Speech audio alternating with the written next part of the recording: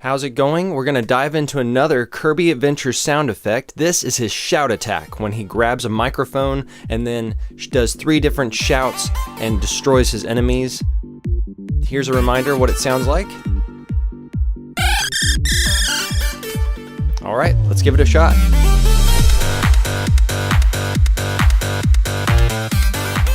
So, welcome back. My name's Aaron Trimble with Darklight Audio, and we're going to be making another retro video game sound effect.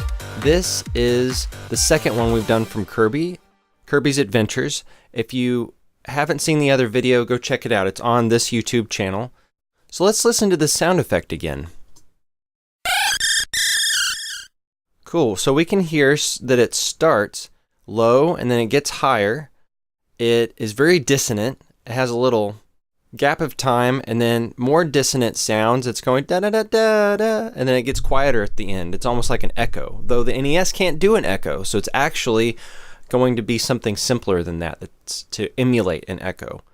Now let's listen to that same sound effect slowed way down.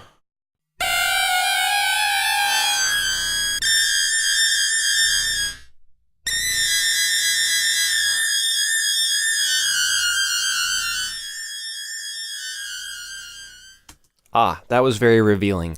So the first part is going up. It's basically climbing up chromatically, kind of going up a whole step, down a half step, up a whole step, down a half step. I'll show you what I mean in a second. Then it hits some high notes. Then there's a gap of time, and then it's more high notes at the top.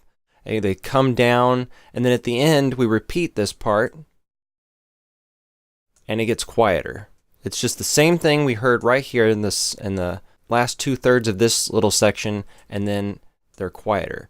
We can also hear that there's 2 pulse width oscillators being used. So that's what we're going to use. I found the most success with a 12% duty cycle.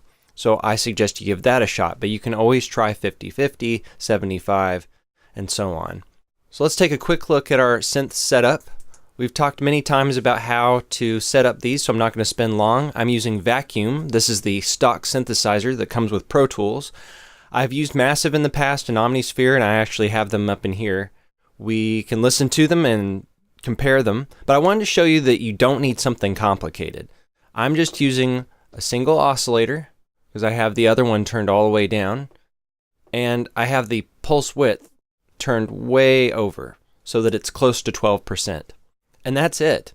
The attack's fast, sustains up, releases fast, volume's all the way up. That's all you need. So after you have one of your synthesizers set up, just duplicate the track and then you've got 2. It's that simple. Or you can do a multi-route, whatever. I'm not using both oscillators in one synthesizer. I'm using 2 different synthesizers. It gives me more control. And that's why you see that I have 2 tracks with MIDI information on them at a time. Here's what it sounds like. Let me also show you what my Omnisphere pulse sounds like. And the Massive pulse. Okay, so we have a couple different options. We're going to go with Vacuum. So let's take a closer look at the notes. Here are 2 oscillators. Let me show you what both notes are doing. Okay.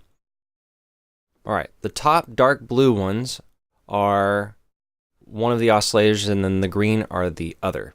So you can see that they're always, except up here, they are always a half step apart, meaning they are 1 note apart. There's no notes in between. It's the smallest musical space, interval, that we have.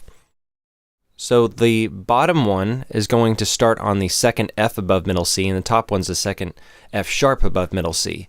And then they're going to travel up a step, down a half step, up a step, down a half step, up a whole step, and so on. You can see how many times that is, okay? That happens. And then right here, we jump all the way up to G and G sharp. The bottom oscillator is going to sit on G while the top one's going back and forth between A sharp and G sharp. These happen within about half a second. Okay, let me double check that. Yeah, less than half a second, like a quarter of a second. So each of these sections are about a quarter of a second. And then this one, maybe about a third of a second. And then we have a little space that's about 0.11 seconds. And then we have our 3 sections. Let's take a look at our 3 sections. Right here.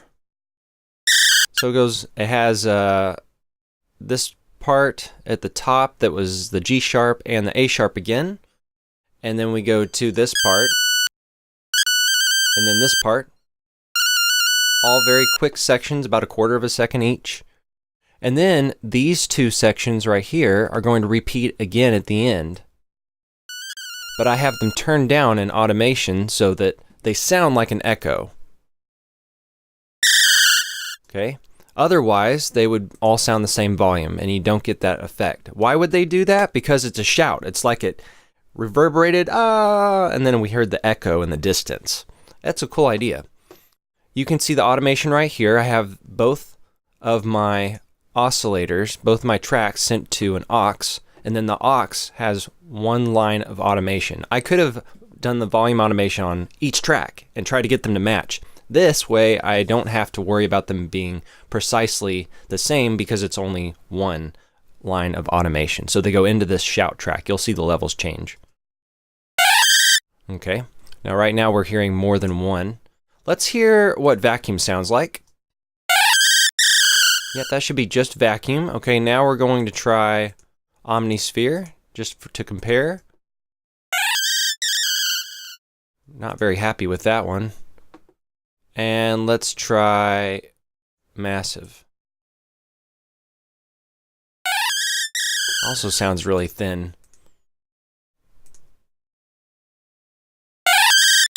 Yeah, I guess I just have this one up louder. So if we turned them down a little bit, and you can fool with the volume, I actually found that mixing the 2 voices gave a different result. Like if we keep the top voice louder, we get that, or vice versa. We leave the bottom voice louder, turn the top voice down. I have like 9 dB. Yeah, it's interesting. So that's all there is to that. Let me also show you one other way I got close to doing this. I used one oscillator with an LFO on the pulse wave, and they go up 15 cents and down 15 cents, just back and forth. I tried a sine and a square. I think this one's a square, and this way I'm just playing it in with one voice, and it's going back and forth for me. So I actually got pretty close with just one oscillator and an LFO on a pulse waveform. So there's an alternate way to do that. And that's it. Thank you so much for watching. This is a tricky sound effect. I don't know what I'm doing next, but if you have any ideas, leave them below and we might do that one next. That would be cool. I would love it if you supported this channel. Just share the video, like it, subscribe. Subscriptions are great. And I really want to send a special thank you to my patrons on Patreon. You guys are awesome. If you are interested in being a patron, just click the link below and see what kind of rewards you can get for the different amounts that you pledge. Thanks again for watching. See ya.